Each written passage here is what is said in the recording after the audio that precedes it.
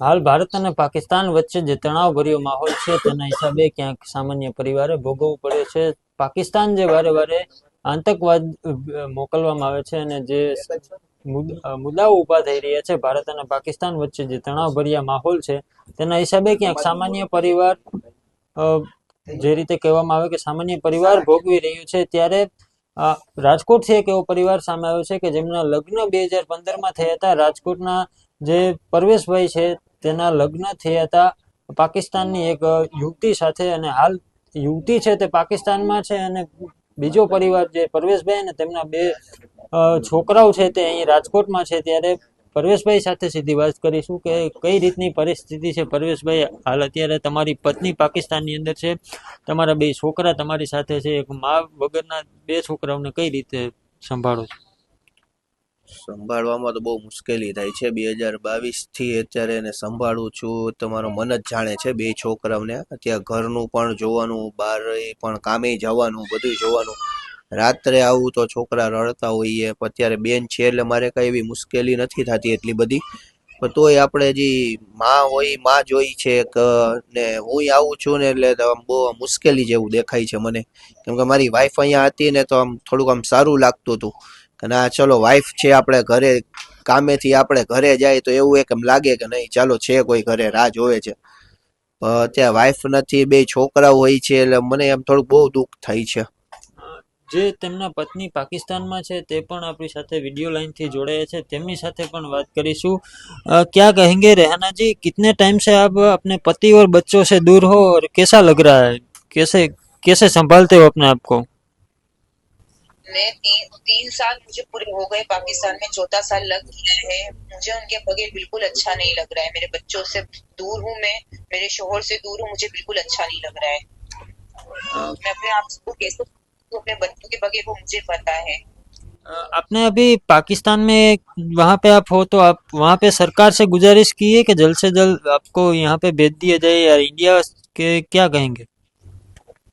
मैंने India government से भी अपील की हूँ, पाकिस्तान गवर्नमेंट से भी अपील की हूँ। बस यही अपील कर रही हूँ कि मुझे वापस इंडिया बुला रहे हैं, मुझे मेरे बच्चों के पास मेरे घर वापस आना है। मेरे पाकिस्तान गवर्नमेंट तो मुझे यही कह रही है, हमने आपको कुछ नहीं रखा हुआ है यहाँ पर, जो खर्चा है आपको इंडिया वाले वीजा नहीं दे रहे हैं, आपका पासपोर्ट यहाँ जमा हो रहा है, सब कुछ हो रहा है, जो वीजा आना चाहिए वो वहाँ इंडिया वाले आपको वीजा देंगे। तो आप वहाँ पे अपील करो। इस्लामाबाद भी गई, मुझे किया है। क्या कहेंगे, हाल अभी पाकिस्तान में कैसी स्थिति हो और आप इंडिया में भी रह चुकी हो और अभी पाकिस्तान में रह रहे, क्या दोनों में क्या तफावत लग रहा है? मैं 2015 में इंडिया आई थी और 22 तक वहां पर रही थी। वहां के हालात पाकिस्तान इंडिया के बहुत अच्छे हैं, हर चीज में सपोर्ट करते हैं। पर पाकिस्तान के जो अभी हालात चल रहे हैं ना 2-3 साल में, वो बहुत बेकार खराब हो गए हैं। मुझे नहीं अच्छा लग रहा है बिल्कुल भी। महंगाई, लाइटें नहीं, पानी नहीं, गैस नहीं, इंसान कैसे रह रहा है पाकिस्तान में? रहने जी, क्या आपको लगता है कि ये जो पाकिस्तान बार बार जो आतंकवाद इंडिया में भेजते हैं और ये उसी के कारण ये तनाव भरी माहौल सर्जाया है और उसी के साथ आपको ये भुगतना पड़ रहा है? मैं ये इस चीज के बारे में मुझे तो इतना नहीं पता कि पाकिस्तान वाले कर रहे हैं, पर जो भी कर रहा है उनको अल्लाह को मर के जवाब देना है। पर उसमें हम गरीबों का क्या है? माँ का क्या कसूर है बच्चों से दूर रहकर? ये गवर्नमेंट ने हमें अपने बच्चों से दूर कर दिया है। जब तक हमारी गवर्नमेंट हमें एक नहीं करेगी, हमें आ नहीं सकूंगी अपने बच्चों के पास। क्या ये अपील जो हालात हुए हैं बहुत बेकार लोग हैं यहाँ पर, जो किसी का अच्छा देख सकते, बुरा नहीं देख सकते हैं। क्या अपील करेंगे आप इंडिया गवर्नमेंट से कि जल्द से जल्द आपको यहाँ पे? भाई मैं यही अपील करता हूँ कि वो ऐसा लेटर दे दे तो मैं लेटर दिखाऊं बॉर्डर पे और मुझे इंडिया आने दे, या कोई वीजा के लिए कहीं से भी मुझे वीजा दे, मैं कहीं से भी आने के लिए तैयार हूँ। बस 3 साल बहुत हो चुके हैं, अभी चौथा साल भी खत्म हो जाएगा। साल को जाए हुए टाइम नहीं लग रहा है, बच्चे बड़े हो रहे हैं, बच्चों को जरूरत है। मुझे बस मेरी मोदी जी से यही रिक्वेस्ट करनी है, मुझे कहीं से भी बुलाए पर इंडिया बुलाना है। रहना जी, आप यहाँ से गए थे तब आपका बेटा 1.5 साल का था, अब 4 साल का हो चुका है, आप सिर्फ और सिर्फ फोन पे बातचीत कर रहे हैं, क्या कहेंगे? मेरा बेटा 1.5 साल का था, 1.5 साल से माशाल्लाह 4 साल का मेरा बेटा हो गया। उसे मैंने मोबाइल के जरिए बड़ा होता हुआ देखा है। मैंने अपने हाथों से उसे बड़ा करना था, पर मेरा बेटा मेरे मोबाइल पे गई बड़ा होते हुए, उसकी हुई ने उसको बड़ा किया है। एक माँ की वो जो बात होती है ना, वो उसकी फई ने किया है। मुझे मेरे बच्चों के पास है, अब मेरे बच्चे बड़े, मुझे उनकी जरूरत है कि उनको स्कूल भेजना, ट्यूशन भेजना, वो सब एक माँ करती है, वो आज उसकी फई कर रही है।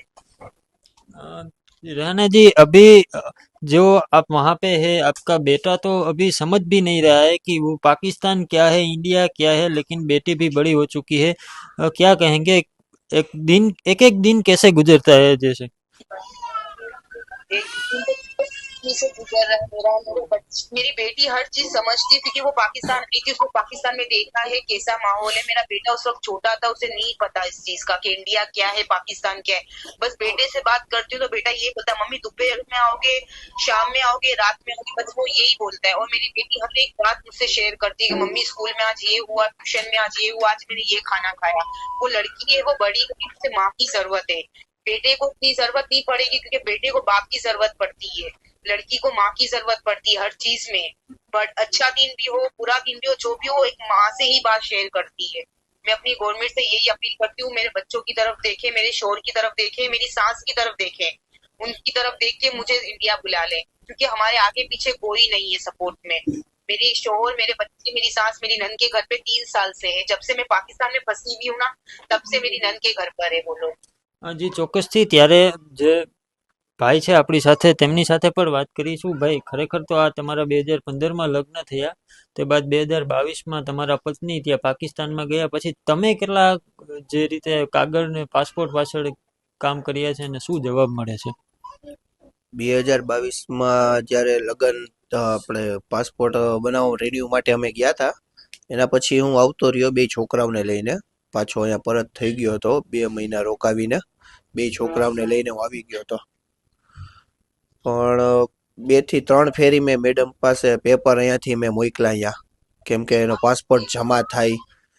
એ લોકો પાસપોર્ટ જમા કરે, વિઝા આપે એ લોકો. એ લોકો કાંઈ જવાબ જ નથી દેતા સરખું કાંઈ. જવાબ જ નથી આપતા એ લોકો. હું 2 થી 3 ફેરી મેં એ લોકોને પૂછ્યું. મેડમ મેં કીધું અહીંથી પેપર હું મોકલું છું તો અહીંયા પાસપોર્ટ જમા કરાવે છે પેપરની સાથે, તો પાસપોર્ટ પાછો કેમ આવી જાય છે એનો, વિઝા કેમ નથી લાગતો? તો મેડમ કે અમને ના ખબર હોય કે તમે કે દિલ્હી જાવ, કે દિલ્હી પૂછો. દિલ્હી પણ હું ગયો તો, દિલ્હીમાંથી મને એવી રીતે જવાબ આપે છે કે તમે રાજકોટ જાઓ ને પેપર મોકલો. કે એ લોકોનું કામ છે, ઇસ્લામાબાદ વાળાનું. કે જે ઇન્ડિયા એમ્બેસી છે ને આપણી ઇન્ડિયન એમ્બેસી નો, કે બધું કામ એ લોકો કરે, કે એ લોકો વિઝા આપે છે, કે અમને નો ખબર હોય એવી કઈ. હવે તમારી શું અપીલ છે ભારત સરકાર પાસે? ભારત સરકાર પાસે તો મારી એ જ અપીલ છે કે બસ એને જલ્દથી જલ્દ એને વિઝા આપી દે. અને ઓપરેશન સિંદૂર જે થયું છે, બોર્ડર બંધ છે અત્યારે, હવે કઈક એવું કઈક કરે કે આ એકને મોકલી દે કઈક ઇન્ડિયા, એવું કઈક બની શકે. એવું કઈક કરે, છોકરાઓની સામે જોવે, કેમ કે બોર્ડર બંધ છે, એવું કઈક પેપર એવું કઈક બનાવી દે એને. મને તો હું એને કુરિયર થ્રુ એને અહીંયા મોકલી દઉં એવું પેપર, કે એને બોર્ડર પેપર દેખાડીને બોર્ડર પાર કરી દે, જો વિઝા નો આપી શકતા હોય તો એ લોકો. જી ચોક્કસથી. તો આ હતા પરવેશભાઈ, કે જેમને જે એક દીકરો છે 4 વર્ષનો છે, દીકરી છે તે પણ મોટી થઈ ચૂકી છે. જ્યારે દીકરો 1.5 વર્ષનો હતો ત્યારે માતાને છે તે અહીં પાસપોર્ટ માટે છે તે પાકિસ્તાન મોકલવામાં આવ્યા હતા, એક મજબૂરી સાથે. પરંતુ હવે આજે આ મુદ્દો છે તે ચર્ચામાં આવ્યો છે. જે રીતે વાત કરવામાં આવે તો પરિવાર છે તે મીડિયા સમક્ષ આવ્યો છે, અને હવે મીડિયા સમક્ષ આવ્યો છે, નેશનલ મીડિયાએ પણ કવરેજ આપ્યું છે. ત્યારે હવે આ મુદ્દો છે તે કેન્દ્ર સરકાર સુધી પણ પહોંચશે. હવે જોવાનું એ રહેશે કે કેન્દ્ર સરકાર આ વાતને લઈને શું નિર્ણય આપે છે અને કેવી કાર્યવાહી છે તે કરે છે. કેમેરા પર્સન પ્રદીપ પાઠક સાથે રાજેશ જોશી, BS19 ન્યૂઝ, રાજકોટ.